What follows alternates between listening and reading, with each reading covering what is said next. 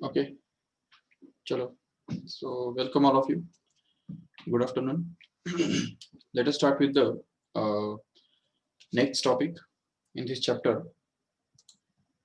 तो चलो हमने मोशन इन प्लेन इस चैप्टर के अंदर हमने लास्ट टाइम सेंट्रीपिटल एक्सेलरेशन का जो एक्सप्रेशन है तो वो डिराइव किया था और हमने दोनों मेथड से उसको डिराइव किया था.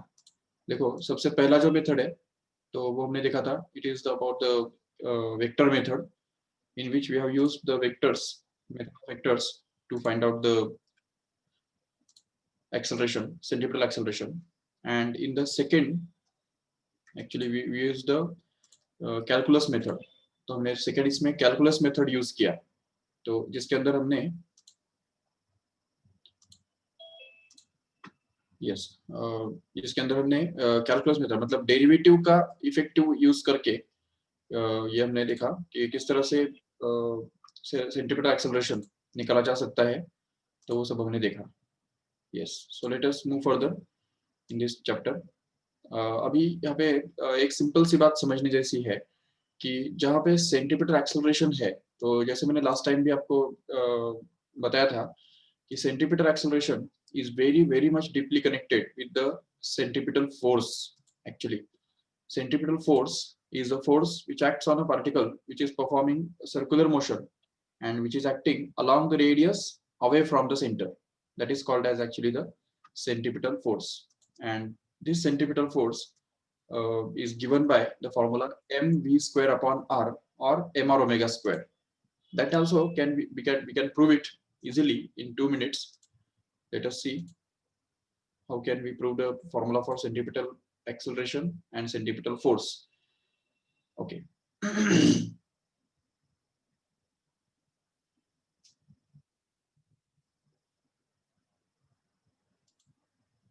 Chalo. I hope all of you can see the screen now.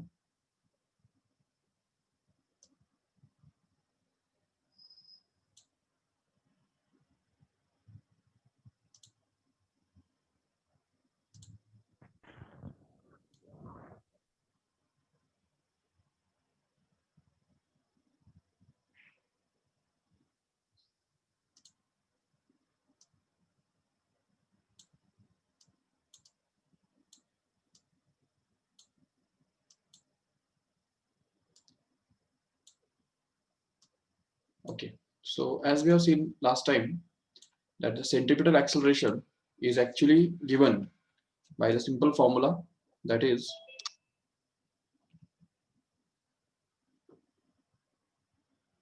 AC is equal to yes, yes.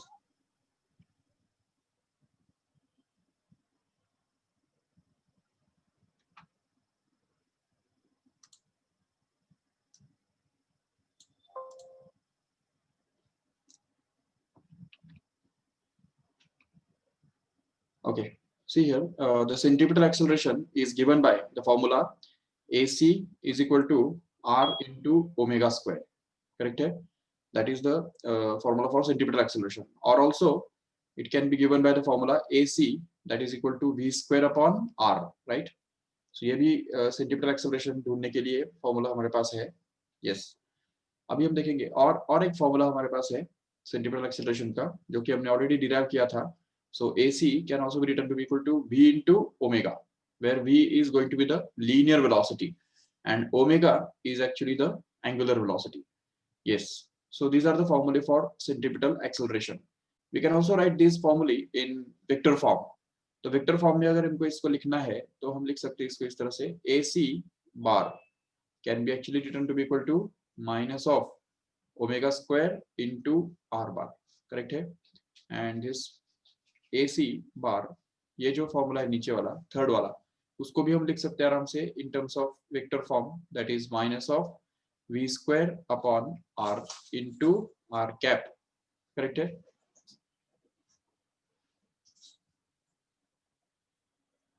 Just wait.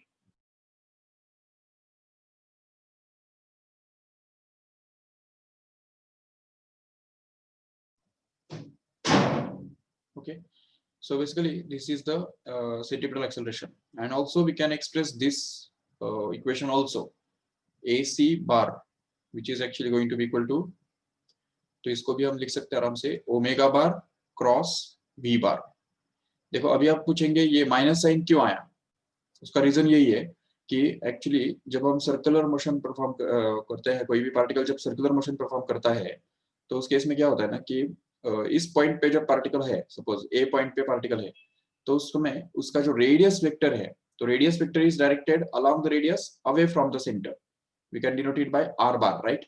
But at the same time, the centripetal acceleration here at this point is going to be directed inwards along the radius towards the center, and that's why AC bar is actually going to be opposite to this r bar. तो ये AC bar और r bar इन दोनों के directions opposite होने के कारण यहाँ पे ये माइनस साइन आता है. तो ये माइनस साइन का रीजन वही है कि it is directed inwards, whereas r bar is always directed outwards, and that is basically the reason for this minus sign. And what else about this AC bar? AC bar equal to omega bar cross V bar.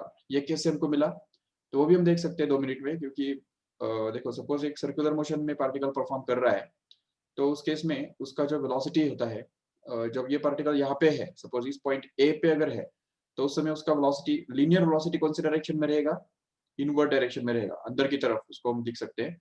और are bar, sorry R बार तो है ही नहीं उसमें, omega बार कौन सी direction में हमको पता है already, whenever the particle is moving in the anti-clockwise direction, the angular velocity will be given in the by right hand rule in the upward direction along the axis of rotation like this, and at the same time centripetal acceleration as we know here is going to be directed inwards, right? तो ये inward direction में ये AC बार, जिसको हम centripetal acceleration बोल सकते हैं, वो है. तो अभी इसमें देख सकते हो आराम से कि V बार और ओमेगा बार, इसमें से अगर हम देखते हैं ठीक से, तो if we turn our fingers of right hand from omega bar to v bar, then it is only we can get the direction of A bar. Yes, and that's why we can say that this AC bar is going to be the cross product of omega bar and V bar in this way. Okay, तो ये तीनों equations जो है, ये तीनों equations vector form में हमने लिख दिए हैं, सेंटीमीटर एक्सेलरेशन को हमने वेक्टर फॉर्म में लिख दिया इस तरह से. चलो ठीक है. और इसके बाद हम देखेंगे अभी कि centripetal force. What is centripetal force? The centripetal force is basically the force acting on the particle in uniform circular motion, which is directed along the radius and towards the center always. That is called as the centripetal force. Remember, if you consider a particle which is performing circular motion along the circumference of a circle of radius r and center at O, suppose, then at every point the particle will experience a force which is directed inwards. Okay, ये जो inward direction में जो force इसके ऊपर काम करेगा, तो उसको हम बोलते हैं सेंट्रीपिटल फोर्स. क्योंकि देखो एक्सेलरेशन, जहां एक्सेलरेशन है वहां फोर्स होना ही है. तो इसलिए यहाँ पे होता क्या है ना कि जहाँ पे acceleration can never be produced without a force. Okay, acceleration कभी भी बिना फोर्स के पैदा नहीं होता है. एक्सेलरेशन तभी पैदा होता है जब फोर्स काम करता है, और फोर्स और एक्सेलरेशन इन दोनों के बीच में हमेशा ये रिलेशनशिप हुआ करता है, that is force is always equal to the mass into acceleration. ये आपको पता होगा, this is the Newton's second law of motion. Okay, so if you use it here, then we can get that the centripetal force which is denoted by FC here is going to be actually equal to mass into centripetal acceleration, that is AC, correct है? So that we can get in the next step, that is FC is equal to mass m into centripetal acceleration, which is already there here. देखो ये तीन फॉर्मूले हमारे पास centripetal acceleration के हैं, तो ये तीनों अगर हम यहाँ पे डाल देंगे तो हमको तीन फॉर्मूले सेंट्रीपिटल फोर्स के भी तो मिलेंगे, right? So first formula for centripetal force can be obtained to be mv omega, no doubt. So this is the first formula for centripetal force, no doubt.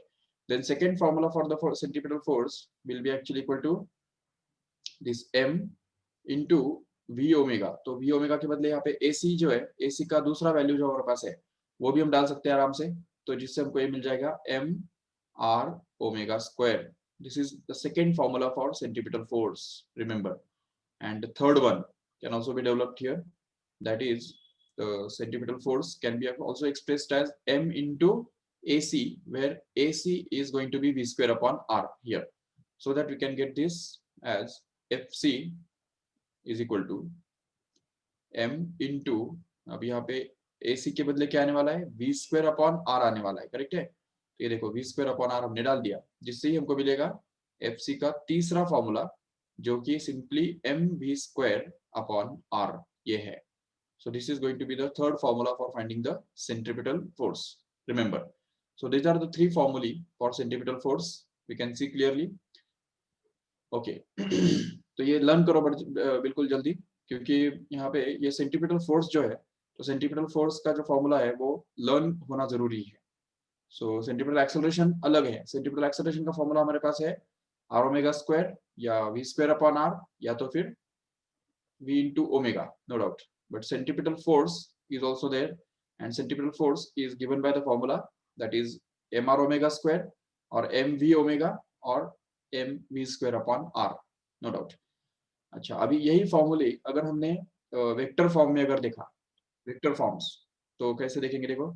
So centripetal force fc bar in vector form can be written to be equal to m, which is a scalar, and that is to be multiplied with omega bar cross v bar, correct है। तो ये formula हमको मिल गया centripetal force का इन vector form, मतलब इसी formula को हमने वेक्टर फॉर्म के अंदर इंट्रोड्यूस किया, एक्सप्रेस किया। चलो ठीक है, इस फॉर्मूला को भी हम सेंटीपिटल फोर्स को वेक्टर फॉर्म में एक्सप्रेस कर सकते हैं, एंड देख सकते हैं कि F C bar will actually be equal to minus once again into m omega square into r bar. Okay, and the third one can also be expressed in vector form, that is fc bar is actually going to be equal to minus of mv square upon r, which is going to be its magnitude, and that is to be multiplied with r cap, where r cap is going to be a unit vector in the direction of radius. तो यहाँ पे radius के direction में एक छोटा unit vector जो रहेगा, इसको हम बोलेंगे r cap. तो इस तरह से r बार मतलब पूरा रेडियस वेक्टर है, बट उसी डायरेक्शन में एक छोटा यूनिट वेक्टर जो होता है उसको हम बोलेंगे r cap, and that is we have multiplied it here. So this we have to understand it is as the formula for centripetal force. So these are the three formulae for centripetal force which are for in vector form. अच्छा, लेकिन अब ये सोचो कि what are the examples of centripetal force, where we find the centripetal force in the nature. You see that whenever stone is revolved in a circular motion with the help of a string, okay, एक string का एक and अगर हमारे हाथ में रखा और दूसरे एंड को अगर हमने स्टोन बांध दिया और उसको अगर इस तरह से हमने सर्कुलर मोशन अगर परफॉर्म कराया, तो उसमें हम देख सकते हैं कि eight every point the stone experiences a inward force always. तो स्टोन के ऊपर स्ट्रिंग की वजह से यहाँ पे एक इनवर्ड डायरेक्शन में एक फोर्स काम करता है, जो कि इस स्ट्रिंग के अंदर के टेंशन के तरह बन जाता है, टेंशन ही बन जाता है, जिसकी वजह से इस स्ट्रिंग के अंदर टेंशन प्रोड्यूस होता है। तुमने कभी देखा होगा, अगर हमने एक स्टोन लेके अगर उसको एक स्ट्रिंग यूज करके अगर उसको इस तरह से घुमाया और अगर एक बहुत हाई स्पीड में अगर घुमाया, स्पीड अगर हम जैसे जैसे हम बढ़ाते जाते हैं, तो एक पर्टिकुलर स्पीड पे क्या होता है कि वो स्ट्रिंग टूट जाता है, स्ट्रिंग टूट जाता है। Why this string breaks here is because the whenever the speed is increased, whenever the velocity of the particle is increased, what happens is, see ये velocity जैसे बढ़ता है, तो velocity बढ़ने की वजह से centripetal force भी बढ़ता है, और सेंट्रीपिटल फोर्स मतलब ही यहाँ पे टेंशन है। तो इस स्ट्रिंग के अंदर का टेंशन धीरे धीरे बढ़ता जाता है, और टेंशन जो है वो एक पर्टिकुलर लिमिट से अगर ज्यादा हो गया, जो वो स्ट्रिंग बेयर नहीं कर सकता है, तो उस केस में वो स्ट्रिंग टूट जाता है, क्योंकि हर एक स्ट्रिंग का एक मैक्सिमम टेंशन विथस्टैंड होने का कैपेसिटी होता है, हर एक स्ट्रिंग का। अभी वो उसके थिकनेस पे भी डिपेंड करता है, स्ट्रिंग कितना पतला या कितना मोटा है उसके ऊपर डिपेंड करता है, but every string has its own capacity, own weight handling capacity, which is also called as its breaking tension उसको बोलते हैं। So उस breaking tension से ज्यादा अगर centripetal force अगर हम यहाँ पे यूज करते हैं, तो अगर प्रोड्यूस हो गया इस स्ट्रिंग के अंदर, तो वो स्ट्रिंग ब्रेक हो जाएगा, and after the string is broken the particle will perform the linear motion, not the circular motion, remember, and that is the basic difference, and that is basically the example of centripetal force here.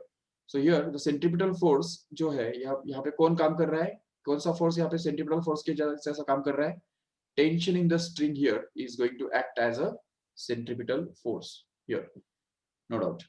Okay, तो ये बात याद रखो ठीक से।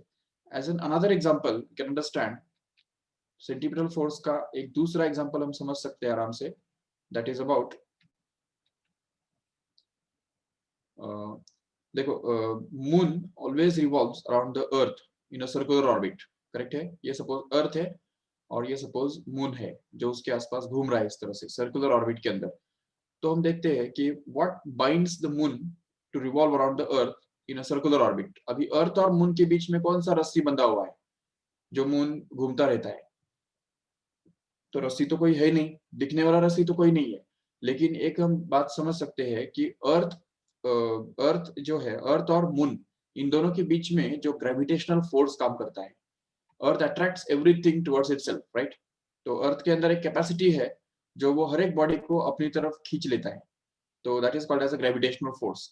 सो earth के आसपास के रीजन में हर पॉइंट पे ग्रेविटेशनल फोर्स है ऑलरेडी, और उसी ग्रेविटेशनल फील्ड के अंदर मून भी आ जाता है। और जब मून इस तरह से एक वेलोसिटी दे दिया जाता है इस मून को इस तरफ, तो उसकी वजह से क्या होता है कि मून जो है वो सर्कुलर मोशन परफॉर्म करता रहता है अर्थ के आसपास। So the centripetal force which is necessary for the circular motion here is provided by the gravitational force of attraction between the earth and moon here, remember. So here we can say that the gravitational force of attraction between earth and moon is actually acting as a centripetal force which is necessary for the circular motion of the moon around the earth. Okay, and in the same way all satellites also, ठीक है ना, कोई भी satellite जो है, satellite भी अर्थ के आसपास घूमता है due to the same reason once again.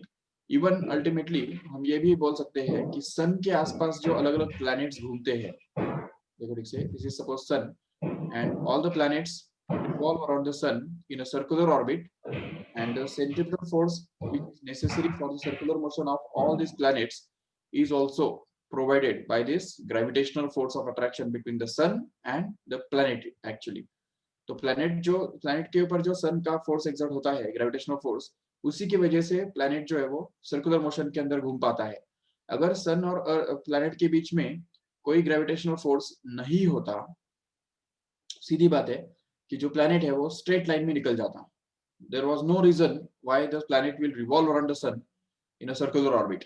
So all the planets are revolving around the sun in a circular orbits. That means that sun has bound all these planets with the gravitational force to revolve around them, to revolve around itself.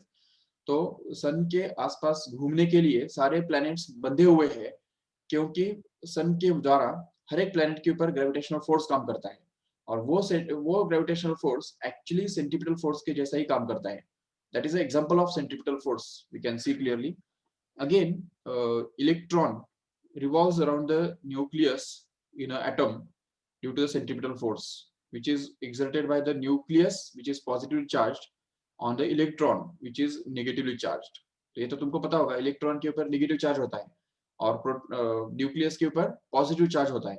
तो इन दोनों के बीच में भी एक force of attraction होता है, positive negative always attract each other.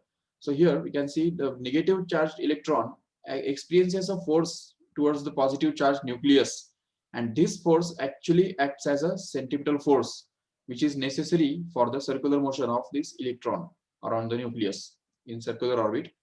Remember, all these are the examples of circular motion or examples of centripetal force, we can see clearly। Okay, so this is all about the centripetal force।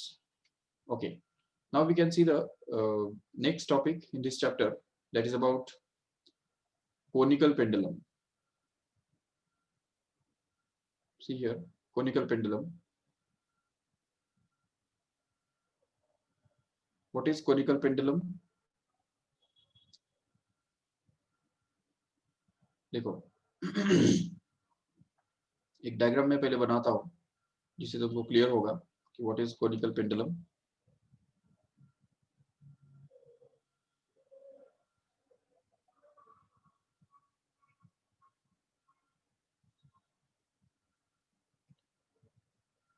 Imagine करो कि suppose एक string है और string के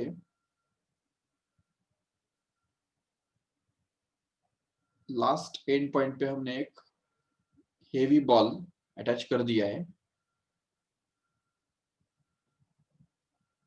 okay, yes, समझो ये string है और इस स्ट्रिंग के इस लास्ट पॉइंट पे हमने एक हेवी बॉल अटैच किया है। ये देखो, ये समझो हेवी बॉल है। Okay, and suppose this ball is given perpendicular velocity like this in the inward direction here. अगर अंदर की तरफ अगर इसको हमने एक थोड़ा, मतलब एक सिंपल सी बात ऐसी है कि अगर एक स्ट्रिंग है, इस स्ट्रिंग को हमने एक बॉल अटैच किया और उस बॉल को थोड़ा इस तरफ लेके गए।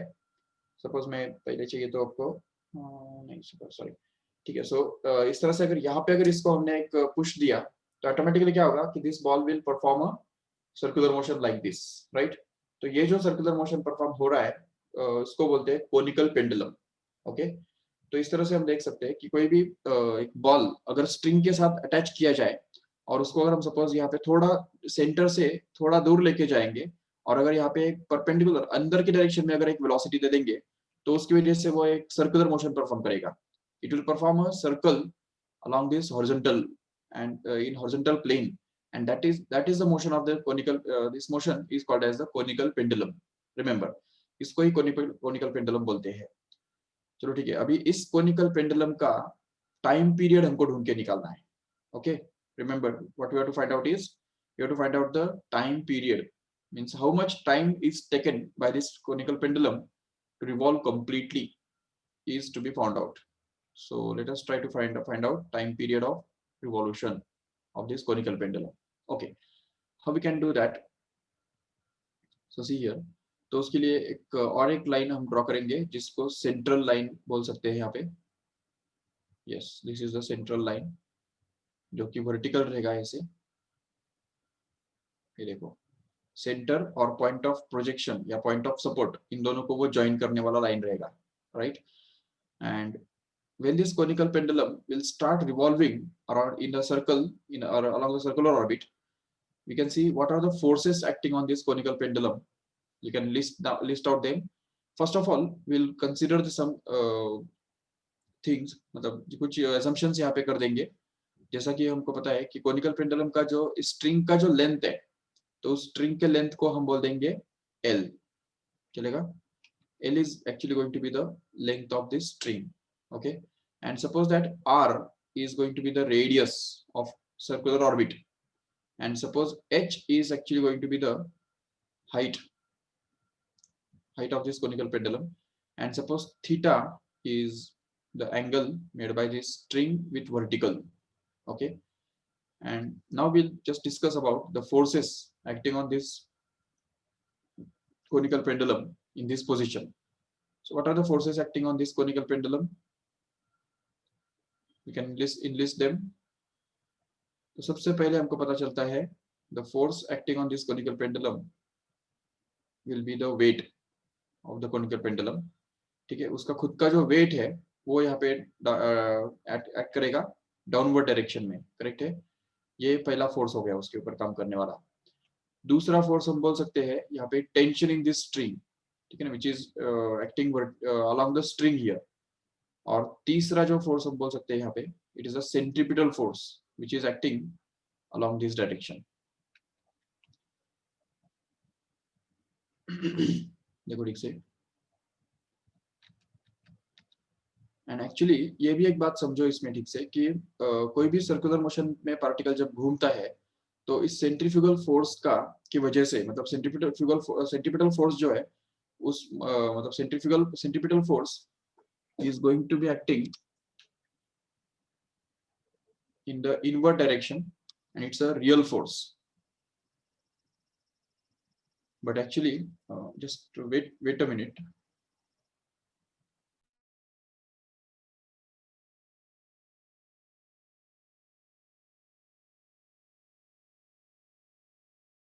Yes, sorry.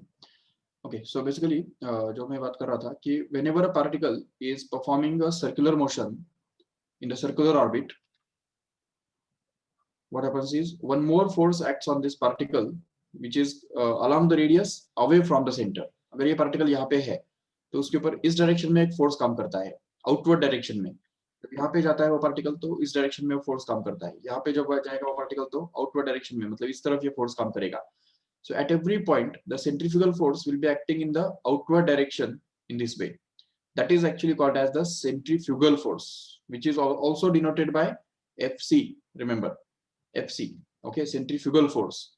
So the centrifugal force is the force acting on the particle in circular motion, which is acting along the radius and away from the center. देखो centripetal force का क्या बारे में क्या बताया था? It is the force acting on the particle in circular motion, which is acting along the radius towards the center, right? Towards the center. But centrifugal force is another one, which is acting on the particle in circular motion, which is directed along the radius and away from the center. This is called as centrifugal force, remember.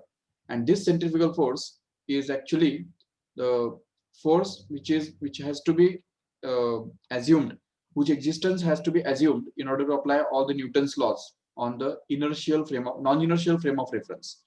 ये सब चीजें हमको आगे चल के इसमें देखनी है, लॉज ऑफ मोशन चैप्टर के अंदर देखनी है कि एक्चुअली सीडो फोर्स क्या होता है और नॉन इनर्शियल फ्रेम क्या होता है, वो सभी हमको स्टडी करना है. बट अभी फिलहाल इतना ही समझ लो कि whenever a particle performs a circular motion, it is experienced or it is exerted by two forces. One is the force centripetal force, which is directed along the radius toward the center, and another one is the centrifugal force, which is directed along the radius and away from the center. अभी इसके भी हम examples देखेंगे ठीक से कुछ, तो पता चलेगा कि जैसे तुमने देखा होगा कि जो ये होता है ना हॉरिजॉन्टल एक मेरी गो राउंड होता है, देखो मेरी गो राउंड, जिसके अंदर बहुत सारा यहाँ से ऐसे रस्सी बंधे हुए होते हैं और यहाँ पे सपोज चेयर्स होते हैं. ये सपोज एक चेयर है, यहाँ पे एक दूसरा चेयर है, यहाँ पे तीसरा चेयर सपोज है. ऐसे अलग अलग चेयर्स पे अलग अलग जो छोटे बच्चे बैठते हैं इसके ऊपर, और फिर इसको गोल गोल घुमाया जाता है.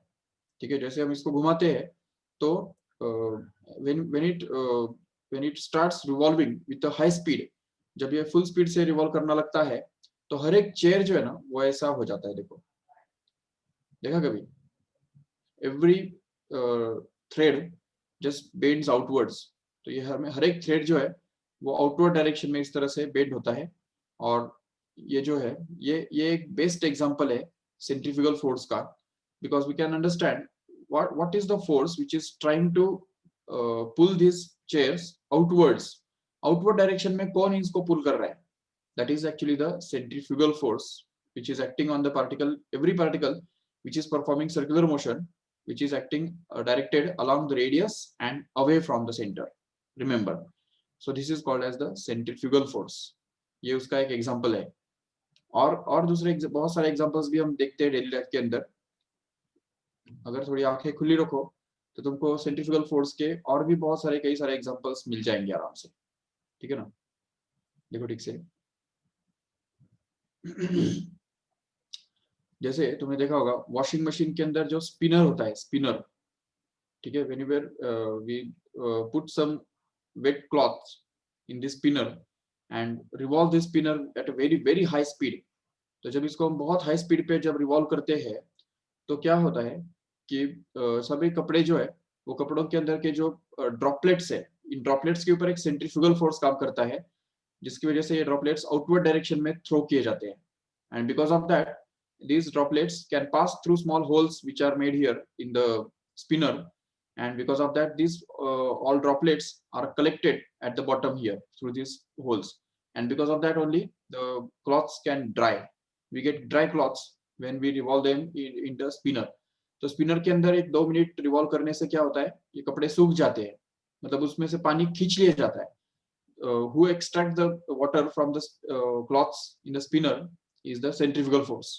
तो सेंट्रीफ्यूगल फोर्स की वजह से ही ये जो सारे जो वाटर ड्रॉपलेट्स है क्लॉथ्स के अंदर के, तो वो बाहर निकाले जाते हैं और उसकी वजह से ही जो पूरा पानी जो है वो सूख जाता है, मतलब कपड़े जो है वो सूख जाते हैं.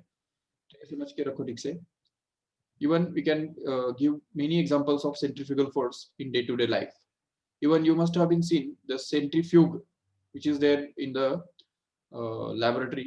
केमिस्ट्री लैबोरेटरी के अंदर एक सेंट्रीफ्यूग करके इंस्ट्रूमेंट होता है, तुमने देखा होगा कभी.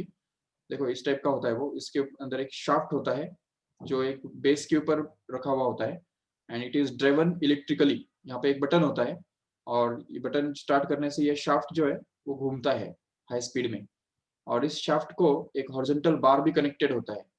ये देखो इस तरह का एक हॉरिजॉन्टल बार कनेक्टेड है, और इस बार के एंड पॉइंट्स पे दो टेस्ट ट्यूब्स होते हैं। ये देखो ये ऐसे, यहाँ पे एक टेस्ट ट्यूब लटका हुआ है और यहाँ पे भी एक दूसरा टेस्ट ट्यूब लटका हुआ है इस तरह से, राइट।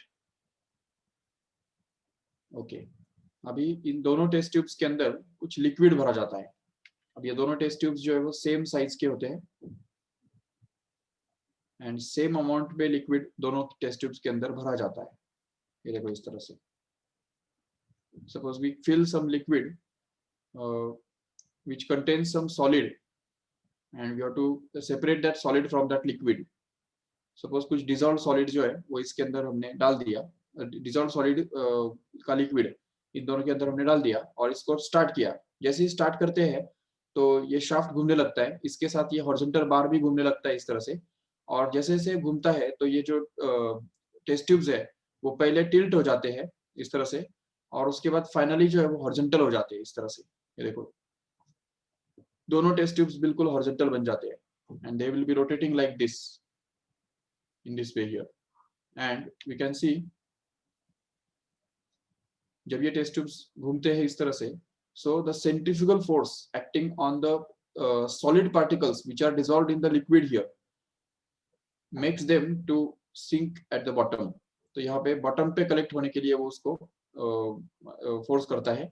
इवन यहाँ पे भी इस लिक्विड के अंदर भी जो सॉलिड पार्टिकल्स होते हैं उनके ऊपर ज्यादा सेंट्रीफ्यूगल फोर्स काम करता है, जिसकी वजह से all the solid particles are collected at the bottom here। तो यहाँ पे बॉटम पे ये सभी जो सॉलिड पार्टिकल्स है वो बैठ जाते हैं and we get a transparent clear transparent liquid above this solid। तो we get a precipitate by this method। तो ये precipitate मिलाने के लिए या precipitate डिराइव करने के लिए ये मेथड यूज किया जाता है। इसको बोलते हैं सेंट्रीफ्यूग। उसका नाम ही देखो, नाम भी उसका क्या है, सेंट्रीफ्यूग है। क्यों? क्योंकि it works on the principle of centrifugal force, remember। So this is a best example to explain what is centrifugal force। Even we also have experienced in daily life centrifugal force many times, because whenever we are sitting in a bus or a car and suppose the bus takes a turn, okay, suppose यहाँ पे हमने बैठे हुए हैं और अगर बस जो है वो टर्न लेता है, if it takes a turn in the right direction, left direction like this, so what happens is every passenger in this bus will just experience a force in the right direction, and this force is actually the example of centrifugal force actually। क्योंकि देख सकते हो कि whenever a bus takes a turn it's performing a part of circular motion, correct है। अगर ये turn ले रहा है मतलब एक सर्कुलर मोशन ही वो परफॉर्म कर रहा है कि नहीं, भले पूरा सर्कल परफॉर्म करे ना करे, जिस समय वो टर्न ले रहा है उस समय तो वो सर्कुलर मोशन परफॉर्म कर रहा है जरूर। And whenever a particle performs circular motion, what happens is every particle situated inside that body will experience a outward force which is the centrifugal force here, and it is a centrifugal force which acts on us in the outward direction which makes us move in this outward direction। तो जब भी बस left तरफ turn होता है तो सभी passengers जो है वो इस तरफ राइट तरफ ये थ्रो हो जाते हैं। That is the best example of centrifugal force. Even Atharva have given another example in mixer grinder we see that the ingredients are thrown out, and that is another example of centrifugal force।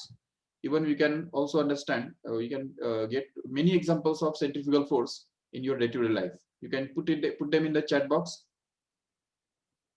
yes, so all these are the examples of centrifugal force। even एक simple सा example भी हम देख सकते हैं। एक gramophone disc ले लो, gramophone disc suppose है, या कोई भी डिस्क या सीडी ले लो और उसके ऊपर एक कॉइन रख दो।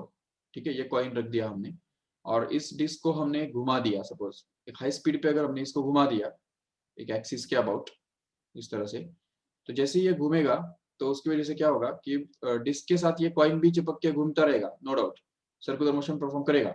लेकिन अगर इसका एक स्पीड जो है वो अगर एक पर्टिकुलर लिमिट से अगर ज्यादा हो जाता है तो ये कॉइन जो है वो यहाँ से उठ के इस तरह से नीचे गिर जाता है। That means this coin is just throne of because of this centrifugal force।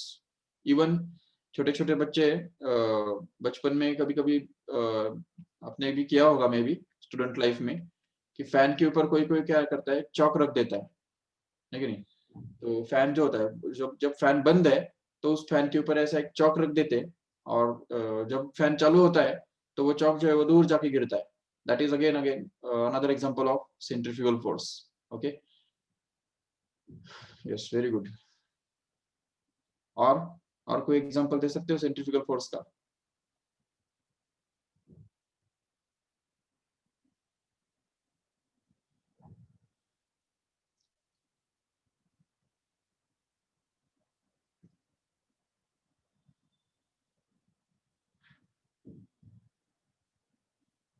Yes, जो मेरी गो राउंड होता है ना, मेरी गो राउंड, जो जाइंट व्हील में बैठे हो कभी?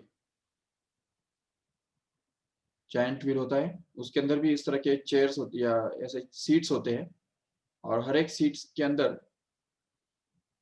जो भी लोग बैठे हैं, तो जब ये जाइंट व्हील घूमने लगता है तो टॉप पॉइंट पे क्या होता है, जब हाईएस्ट पॉइंट पे पहुंचते हो तो कोई कोई को उल्टी आ जाता है, कोई को चक्कर आता है. That is because of this centrifugal force again. Because see, अब यहाँ पे सेंटर यहाँ पे है, राइट? तो at every point the centrifugal force will be acting outwards, right? तो यहाँ पे जब आते हैं, यहाँ पे डाउनवर्ड, ये लोएस्ट पॉइंट पे सेंट्रीफ्यूगल फोर्स डाउनवर्ड डायरेक्शन में होगा. यहाँ पे सेंट्रीफ्यूगल फोर्स इस तरफ होगा, यहाँ पे सेंट्रीफ्यूगल फोर्स इस तरह डायरेक्शन में होगा, यहाँ पे भी सेंट्रीफ्यूगल फोर्स इस तरफ होगा. और इस पॉइंट पे सेंट्रीफ्यूगल फोर्स पता है किधर होगा? इस तरफ होगा, ऊपर तरफ होगा, जो हमारा कुछ वेट बैलेंस कर लेगा. ऑब्वियसली अभी सेंट्रीफ्यूगल फोर्स इतना भी ज्यादा नहीं होता है जो हमारा वेट को कंप्लीट बैलेंस कर ले या उसको ओवरकम कर ले, otherwise we will get thrown off, ठीक है ना, from this giant wheel. But इतना स्पीड उसका बढ़ाया नहीं जाता है. बट चलो, थोड़ा स्पीड अगर बढ़ाएंगे तो उससे क्या होता है कि हमारे ऊपर हमारा जो वेट है वो ऑलरेडी काम कर रहा है डाउनवर्ड डायरेक्शन में, no doubt. But at the same time centrifugal force is also acting on us in the outward direction, upward direction. And this centrifugal force reduces some of our weight, and that's why we feel some of our weight lost at the highest point, right? That is again another example of a centrifugal force. Yes, whenever a car takes a turn, the passengers experience a thrust in the outward direction. That is again another example of centrifugal force. Even तुमने कभी ऐसा experiment किया है, एक bucket के अंदर पानी लेने का? ओके, ये सपोज बकेट है और उसके अंदर हमने पानी डाला और उसको एक धागा बांधा.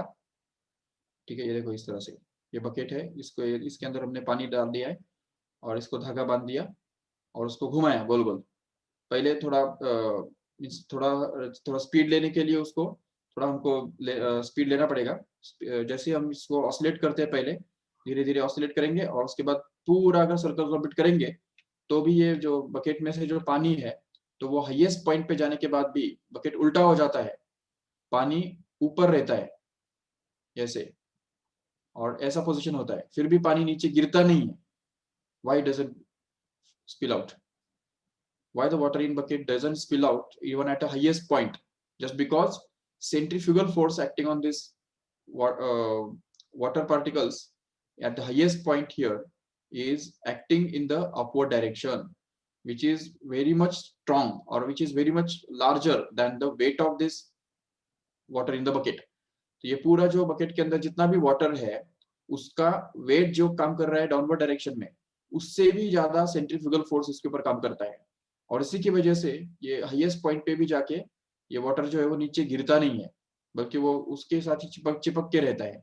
Even you must have been heard about the well of death, मौत का कुआं. ठीक है, देखा है कभी?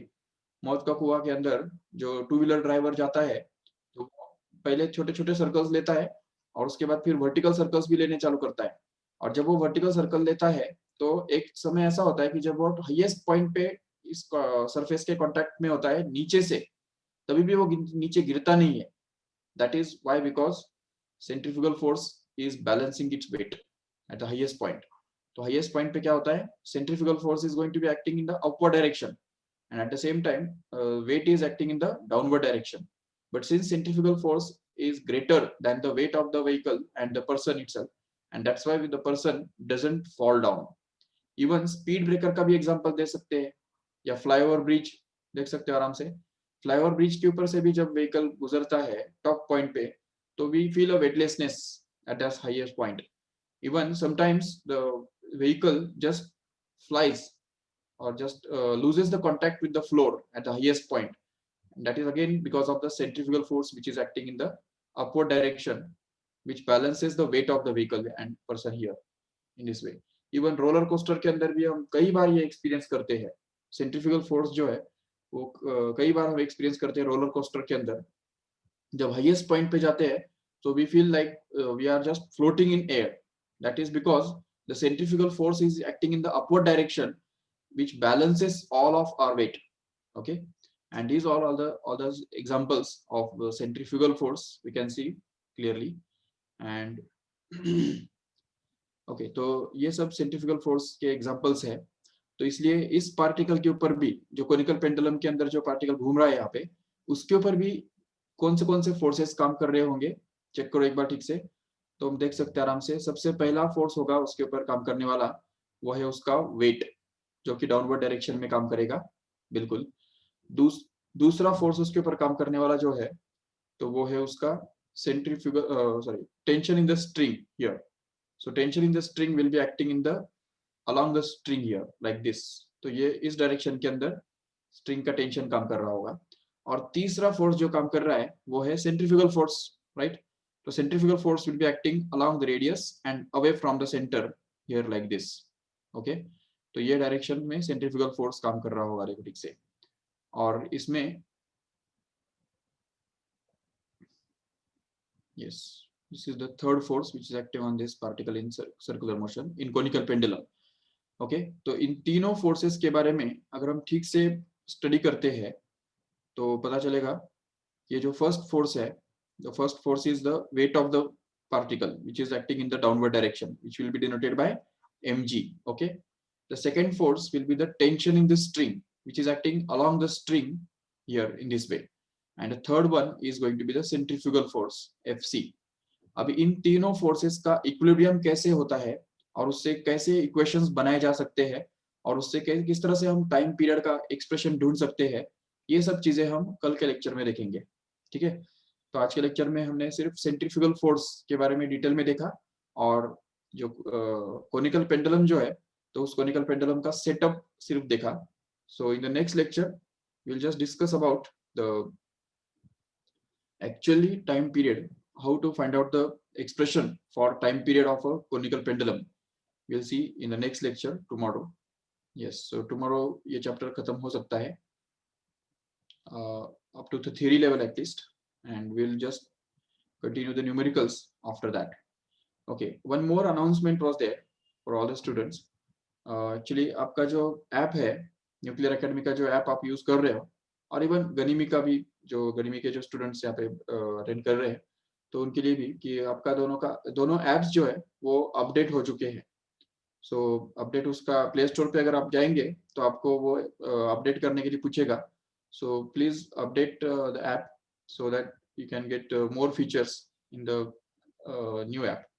तो नए ऐप के अंदर आपको कुछ नए फीचर्स उसके अंदर ऐड हुए हैं, तो वो नए फीचर्स के बारे में भी, और इवन ओवरऑल ऐप किस तरह से यूज करने का, उसके बारे में एक ट्रेनिंग सेशन अरेंज किया हुआ है आपके लिए, जो कि कल कपिल सर अपने लेक्चर में लेने वाले हैं। तो कल कपिल सर का जो लेक्चर होगा, मैथ्स के जो कपिल सर आपके हैं, तो वो कपिल सर आपको उसके अंदर अपने लेक्चर के अंदर ही एक सिंपल सा एक डेमोन्स्ट्रेशन देंगे, डेमो दिखाएंगे कि किस तरह से आपको ऐप यूज करना है और उसमें कौन से ऑप्शन का किस तरह से यूज करना है। तो क्योंकि आगे चल के जो आपका, जैसे आपका आज टेस्ट था, बराबर, तो वो टेस्ट आपका जो क्वेश्चन पेपर है, वो क्वेश्चन पेपर आपको डाउनलोड करने के लिए गूगल क्लासरूम पे जाना पड़ता है, और इवन जो सॉल्व आंसर पेपर्स जो होते हैं, वो भी अपलोड करने के लिए आपको गूगल क्लासरूम पे जाना पड़ता है, और उसके लिए गूगल क्लासरूम सेपरेट ऐप आपको इंस्टॉल करना पड़ता है और वो यूज करना पड़ता है। तो अभी कल से, मतलब जो इसके आगे जो टेस्ट होंगे, तो वो टेस्ट आपके इस ऐप के अंदर ही आपके कंडक्ट किए जाएंगे, आपको गूगल क्लासरूम पे जाने की जरूरत नहीं पड़ेगी, याद रखो ठीक से। तो अभी तक के जो टेस्ट हुए हैं, तो उसका असेसमेंट गूगल क्लासरूम पे चलेगा, नो डाउट। उसकी जो अभी पेपर चेकिंग वगैरह जो है वो चल रहा है, तो वो आपको मिल जाएंगे जल्दी।